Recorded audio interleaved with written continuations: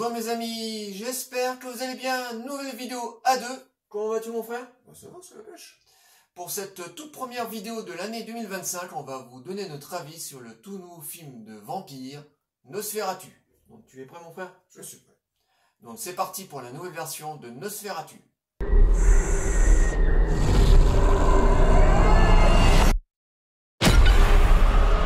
Nosferatu. Alors, tu commences ou je commence? Bah, vas-y, commence. Allez, je commence. Nosferatu est la troisième version du roman du même nom, Nosferatu. Alors, on avait eu droit à une toute première version en 1922, muette. Ensuite, une deuxième version en 1979 avec Lon Kinski. Et cette nouvelle version 2024 est réalisée par le réalisateur Robert Eggert.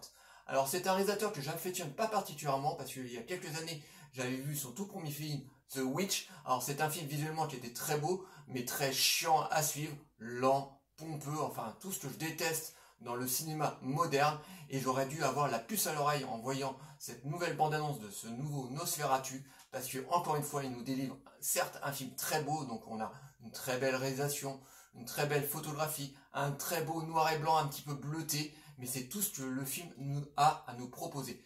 Vous souffrez de ces crises depuis l'enfance. Dites-moi ce que vous pouvez, depuis les prémices.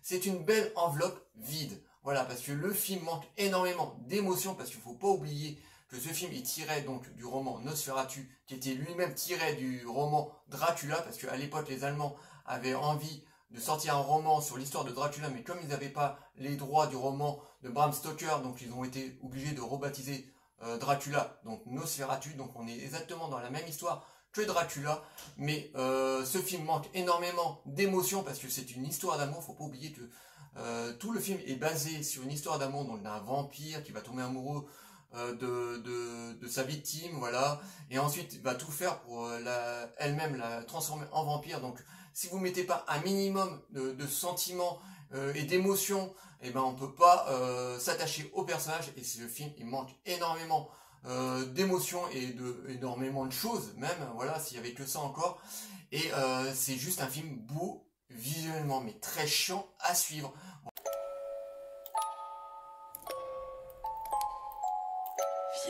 Vraiment, on a de très beaux plans, ça, de ce côté-là, il n'y a rien à dire. Forme technique, vraiment, le film, on a un très beau film d'épouvante, un peu à la Hammer, même aussi un petit peu les premiers films de Tim Burton, donc très gothique, mais c'est tout ce qu'il a à proposer, quoi. On se fait chier à mort. Au niveau du casting, alors, tous les personnages jouent plutôt bien, les acteurs sont plutôt bons, mais ils en font des tonnes, voilà, vraiment, ça joue vraiment très théâtreux. Lily Rose Depp, voilà, la fille de Johnny Depp et de Vanessa Paradis, bah, tout le monde en a pour elle en ce moment. Bah, moi je la trouve pas extraordinaire, bon elle est pas mauvaise non plus, mais je la trouve pas extraordinaire. Dans le film, elle passe son temps à jouir, voilà. Les seules scènes qu'elle a, enfin la plupart des scènes, on l'entend jouir. Alors il y a des gens qui disent ouais, elle joue super bien, elle jouit super bien. Non, moi je suis désolé, je la trouve pas extraordinaire. Déjà j'aime pas son style physique, alors voilà, ça ne m'engage que moi, mais j'aime pas son aspect physique, voilà. Elle ressemble énormément à sa maman, donc avec le teint blafard, donc pour moi c'est pas le visuel, enfin le style d'actrice que moi j'affectionne particulièrement, et je la trouve pas extraordinaire. Bon, elle se démerde, mais je la trouve pas extraordinaire. J'ai vu notre mariage. Quand nous nous sommes... Le pire de tous les acteurs de ce film, c'est Willem Dafoe. Il est complètement à côté, il en fait des tonnes et des tonnes. Vraiment, on sent qu'il n'est pas dans un registre qu'il affectionne. Là, le réalisateur a dit ouais, vas-y à fond, quoi. Il joue théâtreux, mais il fait des grands gestes comme ça, mais il est mauvais comme une tenne. Vraiment, c'est le pire des acteurs du film. Alors voilà. Bon, ils se démerdent, on va dire. En gros, les acteurs, ils se démerdent, mais ils se démerdent dans un film, mais chiant, vraiment. À suivre, moi, j'ai vraiment détesté ce film. Alors, Mais je n'avais jamais connu un tel bonheur. alors maintenant, Robert Eggert, voilà, moi, je le mets dans le carton avec du Nolan et du Villeneuve. Voilà, c'est le même genre de réalisateur. Donc, tout ce que je déteste dans le cinéma moderne, hein.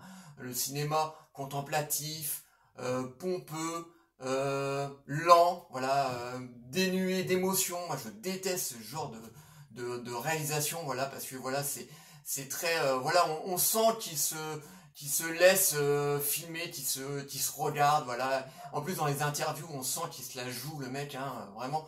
T'es à ta quatrième ou cinquième réalisation, le mec, hein. Calme-toi un petit peu, quoi, voilà. Mais bon, il est dans la tendance, voilà, dans la tendance des réalisateurs comme Nolan et donc Villeneuve, donc des réalisateurs comme ça qui se laissent filmer, voilà, qui se la jouent un petit peu dans leur réalisation. Et mais ça plaît, voilà. Il y a beaucoup de gens qui aiment ce genre de film. Moi, je comprends pas trop, moi, voilà. Moi, dès qu'il y a une histoire lente, chiante et qu'il n'y a pas d'émotion, bah moi, ça me fait sortir complètement du film. Donc cette créature est une force plus puissante que le mal.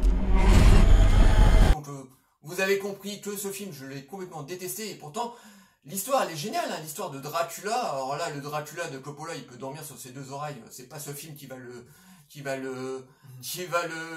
virer comme ça d'un revers de la main. Pas du tout, hein. Voilà, donc Coppola est nettement au-dessus. Et pourtant, il y avait beaucoup plus d'émotions dans le film de Coppola, et lui, au moins, il avait compris l'histoire. Mais voilà, c'est un film, moi, que j'ai détesté du début à la fin. Et moi, j'ai regardé un petit peu la tête des spectateurs quand ils sont sortis de la salle. Bah, ils avaient à peu près la même tête que nous. Ils se sont demandé, mais qu'est-ce qu'on a vu comme film? Parce que à mon avis, la plupart des gens se sont dit, on a perdu 2h15. En plus, 2h15, ce putain de film. 2h15 d'une lenteur pas possible. Il n'y a que la fin qui est à peu près jolie, la mort de Nosferatu, qui est plutôt bien filmé et plutôt avec un tout petit d'émotion, mais légèrement d'émotion, mais sans tout le reste c'est chiant, et les gens ils se sont dit mais merde, qu'est-ce qu'on a été voir là, qu'est-ce que c'est de ce film ultra chiant. Alors il ne marche pas du tout et c'est complètement mérité, hein, voilà. C'est le genre de film là, je comprends même pas pourquoi il y a certains Nolan et certains Villeneuve face 3 à 4 millions de spectateurs. Alors là je vous parle en France, hein. Face à autant de cartons, moi j'arrive pas à comprendre, voilà. Pour moi un film, si tu enlèves toute l'émotion d'un film, ton film est raté. Voilà, quand je le dis souvent dans mes vidéos, moi c'est l'histoire et l'émotion qui priment avant tout. Voilà, tu peux avoir la meilleure réalisation, la plus belle photographie, si ton film est dénué de tous ces facteurs, et ben ton film est complètement raté. Donc son seul désir est de dévorer la vie sous toutes ses formes. c'est un film, vous avez compris, que j'ai détesté, vraiment. Voilà, une belle enveloppe, une belle boîte, mais complètement vide d'émotions. Donc moi je vous le déconseille vivement.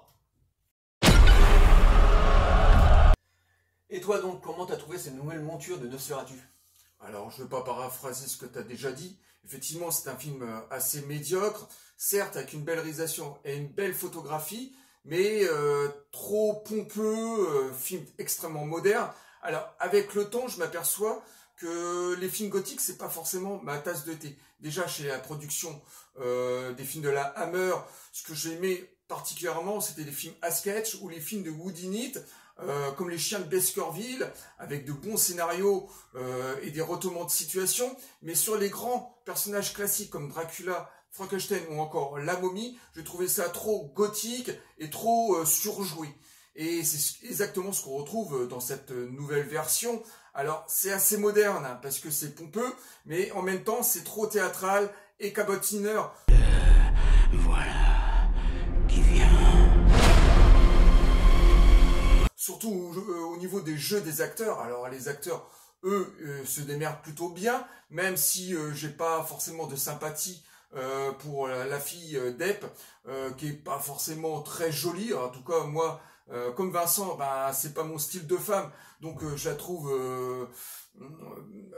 pas attirante. Donc elle a ce visage un peu émacié qui se marie parfaitement avec le rôle, mais on peut pas dire que ce soit la prestation de sa carrière. Et les autres acteurs, ben voilà, il n'y a pas plus de flamboyance.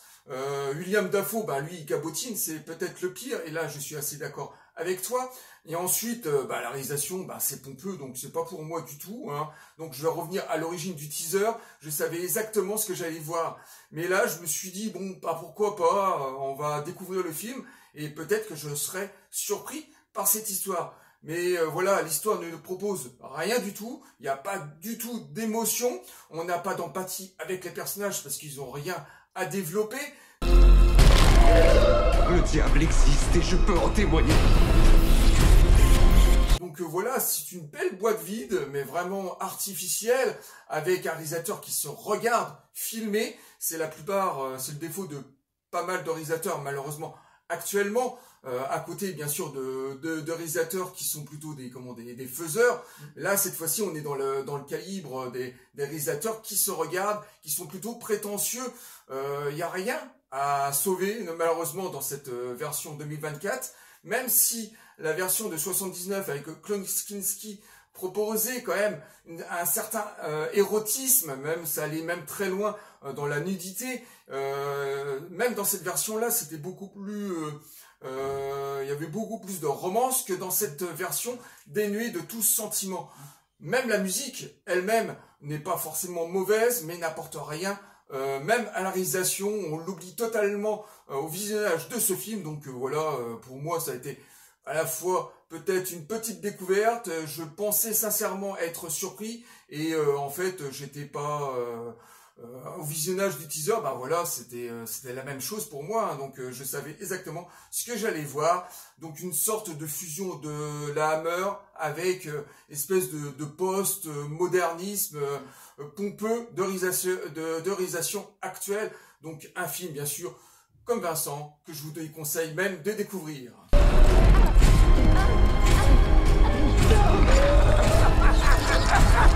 Oui, pour finir, c'est vraiment un film qu'on a détesté. Donc, si vous aimez les films un peu lents, un peu à la Nolan, Villeneuve, parce que voilà, ce Robert Eggers, moi je le mets exactement dans la même boîte. Donc maintenant, je vais me méfier de ses prochaines réalisations. Même à mon avis, j'irai même pas du tout parce que j'aime vraiment pas le style du réalisateur. Donc, si vous aimez tout ce genre de film, bah, je pense que c'est pour vous.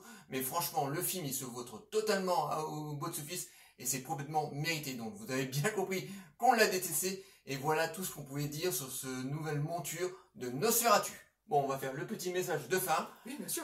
Likez, délikez, abonnez-vous. N'hésitez pas les amis comme d'habitude à nous envoyer des messages sur Nosferatu. On vous répondra toujours avec plaisir. Et nous, on vous dit à très très bientôt. Ciao, Ciao les amis.